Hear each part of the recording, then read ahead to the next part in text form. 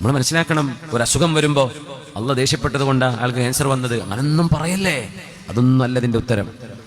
ഒരു അപകടം വരുമ്പോ അത് മുമ്പേ നടക്കേണ്ടതായിരുന്നു, ഇതൊന്നും പറയാൻ നമ്മൾ ആരും അല്ലട്ടോ. അമ്പിയ ഇന്ന് പ്രയാസങ്ങൾ വന്നിട്ടുണ്ട്, അള്ളാഹ്ക്ക് തീരുമാനിക്കാൻ കഴിയൂ. നിങ്ങൾ തെറ്റ് ചെയ്തിട്ടുണ്ടെങ്കിൽ ആ തെറ്റിന് അള്ളാഹു കഫാറത്തായി നാളെ ഖബറിലോ നാളെ മഹ്ശറിലോ അദാബ് കിട്ടാതിരിക്കാൻ ദുന്യാവെന്ന് അള്ളാഹു ശിക്ഷ കൊടുക്കും. എന്തുകൊണ്ട്? ഉമ്മത്തി ഉമ്മത്തും മർഹൂമ ലാ യുഅദ്ദിബുഹ അല്ലാഹു മർറതൈൻ. എന്റെ ഉമ്മത്തികൾ റഹ്മത്ത് ചെയ്യപ്പെട്ട ഉമ്മത്തികളാ. അവര് ചെയ്ത തെറ്റിന് ദുന്യാവിലൊരു പരീക്ഷണം അവർക്ക് വന്നാൽ നാളെ ആ തെറ്റിന് അള്ളാഹു അവിടെ ശിക്ഷിക്കൂല. നോക്കണം, നമ്മളെന്താ പറയാ, അങ്ങനെ കിട്ടേണ്ടത് തന്നെ, അങ്ങനെയൊന്നും പറയരുത് കേട്ടോ. ആർക്ക് രോഗം വരുന്നത് ശത്രുവിനാണെങ്കിൽ പോലും ഒരുപക്ഷെ അയാൾ ചെയ്ത തെറ്റുകളൊക്കെ അള്ളാഹു പുറത്തു കൊടുക്കുകയും നമ്മൾ വലിയ അഹങ്കാരം കൊണ്ട് വലിയ ആളാണെന്ന് വിചാരിച്ച് നടന്നതിന്റെ പേരിൽ നമ്മളോട് അള്ളാഹു കോപിച്ചിരിക്കുകയുമാണെങ്കിൽ നമ്മൾ പരാജയപ്പെടും, അവർ രക്ഷപ്പെടുന്നതാണ്. പുണ്യനബി തങ്ങൾ പറഞ്ഞു, ഒരാൾക്കും സംഭവിച്ച മുസീബത്ത് നീ കണ്ടുകൊണ്ട് സന്തോഷിക്കരുത്. ഇമ്മ അൻ യുആഫിയഹുല്ലാഹ് വയബ്തലീക്.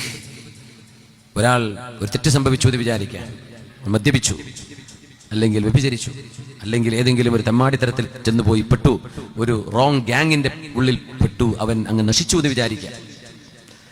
ലാ തുദ്ഹിരി ശമാത, അത് കണ്ടുകൊണ്ട് നീ സന്തോഷിക്കരുത്.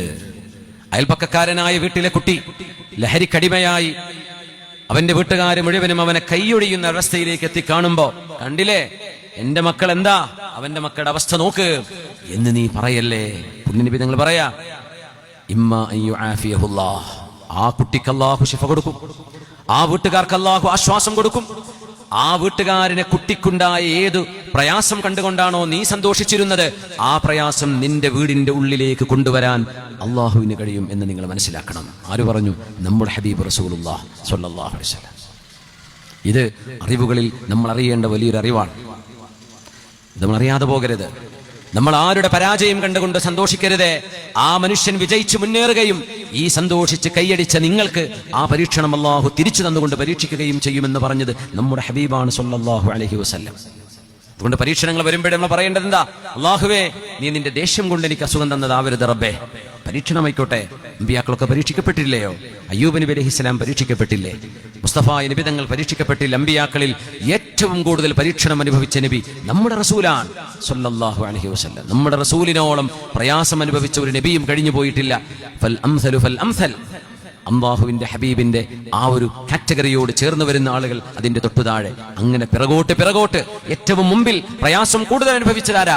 നമ്മുടെ ഹബീബാണ് സ്വല്ലല്ലാഹു അലൈഹി വസല്ലം. നമ്മൾ പറയാൻ പറ്റുമോ ആ പ്രയാസം അനുഭവിച്ചത് കുരുത്തക്കേടുണ്ടെന്ന് പറയാൻ പറ്റുമോ?